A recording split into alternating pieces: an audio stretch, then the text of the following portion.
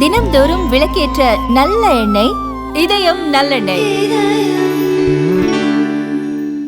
மதுரை மாவட்டம் ஒத்தக்கடை ஊராட்சியில் மயானத்தில் பிணங்களோடு குப்பைகளும் எரிகின்ற அவல நிலை உருவாகியுள்ளது.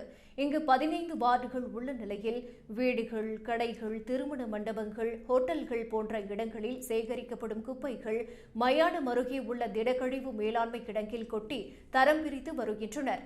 இடவசதி இல்லாததால் மயானத்தின் உள்ளே கூட குப்பைகள் கொட்டப்படுகின்றன.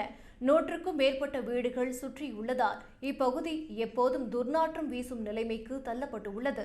மயானத்தில் கல்லறைகள் அமைக்கப்பட்டு இறந்தவர்களின் உடல்கள் அடக்கம் செய்யப்படுகின்றன.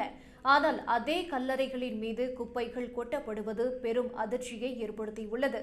கல்லறை உயரத்திற்கும் மேலாக குப்பைகள் குவிக்கப்பட்டுள்ளதால் பிணங்களை எரிக்கும் போது தீ பரவல் ஏற்பட்டு அருகில் இருந்த குப்பைகளும் எரிந்து புகை மண்டலமாகிறது. இதனால் மயானத்திற்கு வரும் பொதுமக்கள் சிரமப்படுவதோடு சுகாதார சீர்கேடும் நிலவுகின்றன. மேலும் தீ விபத்து அதிகமாக பரவி பெரிய அபாயத்தை ஏற்படுத்தக்கூடும் என அச்சம் ஏற்பட்டுள்ளது.